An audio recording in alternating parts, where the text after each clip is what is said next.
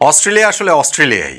এই যে তারা বাঘের মুখে আছে, পরাজয়ের মুখে আছে, তারপরও কি অবলীলায় ডারউইন টেস্টে বাংলাদেশের বিপক্ষে জয়ের কথা তারা বলতে পারছে, আত্মবিশ্বাস নিয়ে তারা বলতে পারছে, সেই জয়ের ছবিটাও তারা এঁকে ফেলছে। এবং অস্ট্রেলিয়ানদের কাছ থেকে এমন কথা শুনে আমরা কেউ অবাক হচ্ছি না।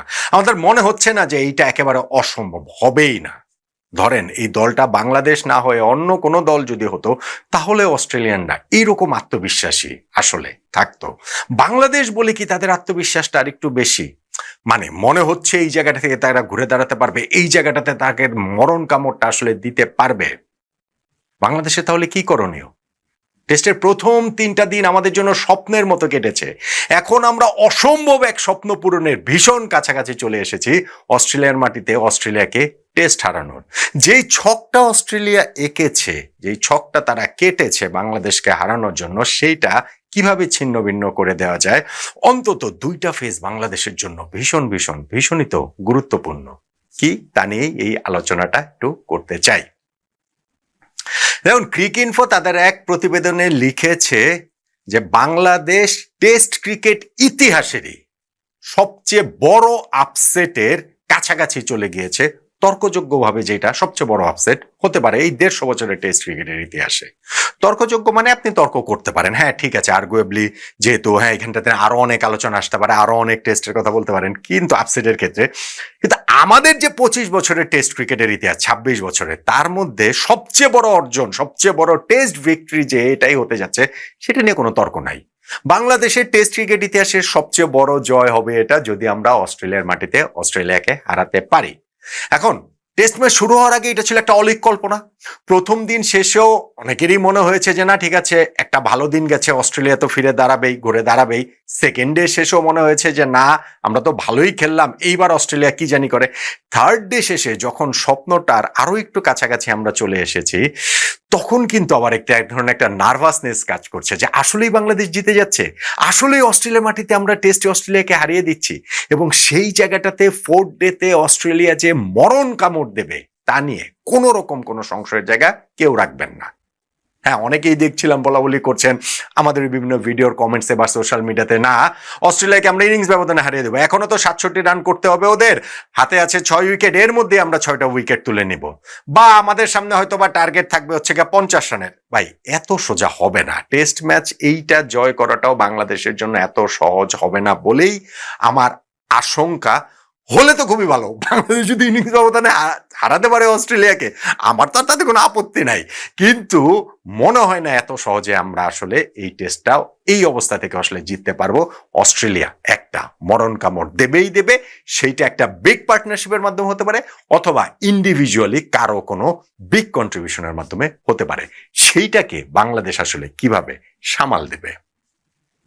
প্রথম ইনিংসে বাংলাদেশ আমরা 426 রান করে 228 রানের লিড নিয়েছি। অস্ট্রেলিয়া কোনো দিন তাদের টেস্ট ক্রিকেটের ইতিহাসে ঘরের মাটিতে প্রথম ইনিংসে এত রানে পিছিয়ে থাকার পরে ম্যাচ জেতেনি। ফলে এই জায়গাটাতে ইতিহাসের পক্ষপাতিত্ব বাংলাদেশের দিকে ডেফিনেটলি রয়েছে। কিন্তু ইতিহাস তো আবার নতুন করেও তৈরি হয়, ওই জায়গাটা তো বাংলাদেশের সতর্ক হওয়ার সুযোগ আছে। এবং আজকের এই থার্ড ডেটাতে বাংলাদেশ যেরকম বোলিংটা করেছে, আমরা শুরুতে 2 ওপেনারের উইকেট নিয়ে নিয়েছি তুলনামূলক নতুন বলে, তারপরে জমে যাওয়া মার্নাস লাবুসেনের উইকেটটা তাইজুল ইসলামের স্লাইডারে পাওয়া, ওইটা ছিল ভীষণ গুরুত্বপূর্ণ। এবং সবচেয়ে গুরুত্বপূর্ণ, আরো গুরুত্বপূর্ণ ছিল স্টিভেন স্মিথের উইকেটটা, যেটা মেহেদী হাসান মিরাজ কটেন বোল্ড করেছেন। অস্ট্রেলিয়ার এই, আমি একটা ভিডিওতে বলছিলাম যে এই ব্যাটিং লাইন আপে 2 জন রয়েছেন যারা আসলে বাংলাদেশকে এই টেস্ট ম্যাচটা হারানোর মতো একটা ঝুঁকির দিকে নিয়ে যেতে পারতেন। নাম্বার 1 ট্রাভিস হেড এবং নাম্বার 2 স্টিভেন স্মিথ, এই 2 জনকে আমরা আউট করে দিয়েছি। তাই বলে কি বাংলাদেশের কাজটা শেষ হয়ে গেছে? না। এবং ফোর্থ ডের যেই কথাটা আমি বলছিলাম, সেটা হচ্ছে ফোর্থ ডে মর্নিংটাও বাংলাদেশের জন্য গুরুত্বপূর্ণ। এখন আপনি বলতে পারেন যে ভাই, প্রতিদিনই তো এই একই কথার রিপিটেশন শুনি যে মর্নিং সেশনটা গুরুত্বপূর্ণ। হ্যাঁ, টেস্ট ম্যাচে ঘটনাটা তাই। টেস্ট ম্যাচে মর্নিং সেশনটা সবসময় সবচেয়ে বেশি গুরুত্বপূর্ণ, বেশিরভাগ সময়, সবসময় বলাটা ঠিক না, বেশিরভাগ সময়। সো এই টেস্টেও তাই হয়ে আসছে। মনে রাখতে হবে যে অস্ট্রেলিয়ার 4টা উইকেট আমরা তুলে নেওয়ার পরও 5th উইকেট পার্টনারশিপে ক্যামেরন গ্রিন এবং অ্যালেক্স কেয়ারি কিন্তু একটা পার্টনারশিপ গড়ে তুলেছেন 39 রানের, এবং 2 জনই ক্রিজে মোটামুটি থিতু হয়ে গেছেন। বাংলাদেশের জন্য যেটা ভালো খবর সেটা হচ্ছে গিয়ে 4 ডেতে তো তাদের আবার শূন্য থেকে শুরু করতে হবে। হ্যাঁ, তাদের নামের পাশে ওই 43 রান 19 রান থাকবে, কিন্তু আক্ষরিক অর্থে তো একটা দিন পরে গিয়ে উইকেটে নতুন ভাবে সেটেল করে তাদের আসলে খেলা শুরু করতে হবে। এই সুযোগটা কি বাংলাদেশের বোলাররা নিতে পারবেন কিনা? মনে রাখতে হবে বাংলাদেশের এই ইনিংসে মানে অস্ট্রেলিয়া ব্যাটিং ইনিংসে 53 ওভার বোলিং বাংলাদেশ করে ফেলেছে, ফলে বলটা কিন্তু একটু নরম হয়ে গেছে। পেস বোলাররা এখান থেকে খুব পারচেস পাচ্ছেন না। স্পিনারদের জন্য যে উইকেটে অনেক কিছু আছে তা কিন্তু না, কয়েকটা বল শুধুমাত্র নিচু হয়েছে। 4 ডেতে কিরকম আচরণ করবে উইকেট সেটা একটা ইন্টারেস্টিং বিষয়, কিন্তু যেহেতু ডারউইনের টেস্ট খেলাই হচ্ছে 23 বছর পরে, ফলে এইখানটাতে 22-23 বছর পর, ফলে এই জায়গাটাতে আসলে এখানকার উইকেট কিভাবে রিয়্যাক্ট করবে সেইটার সম্পর্কে খোদ অস্ট্রেলিয়ানরা আসলে খুব একটা শিওর না। কিন্তু থার্ড ডেতেও উইকেট ব্যাটিং এর জন্য ভালো ছিল। বাংলাদেশের জন্য মন্ত্র তাই ডিসিপ্লিন বোলিং। বাংলাদেশের জন্য এইখানটাতে 4 ডের ফার্স্ট সেশনটাতে আমি মনে করি যে ডিসিপ্লিন বোলিং এর কোনো বিকল্প নেই, এবং সেইখানটাতে অবশ্যই আমাদের পেসারদের দিকে তাকিয়ে থাকবো, কিন্তু আমি বেশি করে তাকিয়ে থাকবো আমাদের দুই স্পিনার তাইজুল এবং মিরাজের দিকে। এই দুইজনের ম্যাজিকের দিকেই তাকিয়ে থাকতে হবে। কোনো কারণে অস্ট্রেলিয়া যেন তাদের পার্টনারশিপ বড় করতে না পারেন। যেই দুইজন ক্রিজে রয়েছেন, সেই ক্যামেরুন গ্রিন গত 10 টেস্টে তার একটা মাত্র 50। যদি তিনি কোনো কারণে এইখানটাতে একটা ভাগ্যের সহায়তা কিন্তু পেয়েছেন, ওই যে তাসকিনের বল তার ব্যাটের কানায় লেগে স্টেম্পে লাগার পরও তিনি বোল্ড অন নাই, কেননা বেলস পরে নাই। এই জায়গাটা থেকে হচ্ছে গিয়ে আমাদের আমাদের যেটা হচ্ছে গিয়ে এই ক্যামেরন গ্রিনকে বড় ইনিংস খেলতে না দেওয়াটা গুরুত্বপূর্ণ। অ্যালেক্স ক্যারি এরকম সিচুয়েশনে খুবই ভয়ঙ্কর, ফলে তাকেও এখানে সেটেল হতে না দেওয়াটা গুরুত্বপূর্ণ। এরপরে যে বাউ ওয়েবস্টার নামবেন, তিনিও কিন্তু টেস্ট ক্যারিয়ারের শুরুটা তারও ব্যাটসম্যান হিসাবে ব্যাটিং সাইডটা থেকে অন্তত পক্ষে খুব ভালোভাবে শুরু তিনি করেছেন। এরপরে প্যাট কামিন্স রয়েছেন, মিচেল স্টার্ক রয়েছেন, ইভেন নাথান লায়ন, মানে সবাই কিন্তু অস্ট্রেলিয়ার এই জায়গাটাতে কন্ট্রিবিউট করতে পারেন। এবং আমাদের যখন মাথায় রাখবো যে বাংলাদেশ আমাদের টেইলে মেহেদী হাসান মিরাজ, ওইখানটাতে হাসান মাহমুদ, তাসকিন, তাইজুল, তাদেরকে নিয়ে কিভাবে কন্ট্রিবিউট করেছেন, ফলে আমাদের এইখান জায়গায় সতর্ক হওয়ার অবশ্যই জায়গাটা থেকে যাচ্ছে। বাংলাদেশ এইখানটাতে অস্ট্রেলিয়াকে মর্নিং সেশনটাতে যদি আমরা এই পার্টনারশিপটা বড় করতে না দিয়ে যদি আমরা শুরুতেই 2-3টা উইকেট তুলে নিতে পারি, অন্তত পক্ষে এই যে 67 রানে যে অস্ট্রেলিয়া পিছিয়ে রয়েছে এখন এই 67 রানের মধ্যে, তাহলেই কিন্তু বাংলাদেশ ম্যাচে একটা আপার হ্যান্ডে চলে যাবে।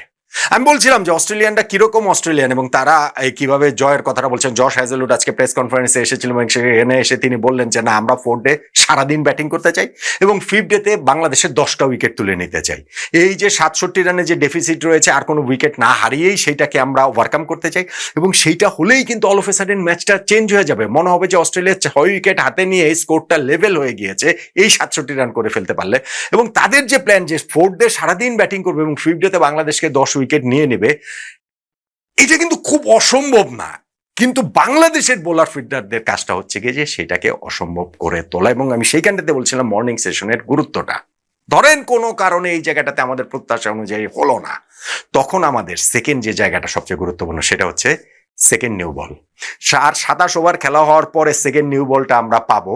সেকেন্ড সেশনে ওই শুরুর দিকে সেই নিউ বলটা আমরা পেয়ে যাব, এবং সেই জায়গাটার 10-15টা ওভার সবচেয়ে গুরুত্বপূর্ণ। অস্ট্রেলিয়াও কিন্তু বাংলাদেশের প্রথম ইনিংসে শুরুতে কিছু করতে পারেনি, সেকেন্ড নিউ বলে কিন্তু ওই যে শুরুতেই যে তারা 3-3টা উইকেট তুলে নিয়েছিল নাজমুল হোসেন শান্ত, লিটন দাস এবং মুশফিকুর রহিমের, এই পেনিট্রেশনটা আমাদের সেকেন্ড নিউ বলে করতে হবেই হবে। ম্যাচ যদি আর কি ততদূর যায়, তার আগে যদি আমরা সেটেল করে ফেলি তাহলে তো হলোই, কিন্তু না হলে ওইটা বাংলাদেশের জন্য একটা খুবই গুরুত্বপূর্ণ ব্যাপার বলে আমার কাছে মনে হয়।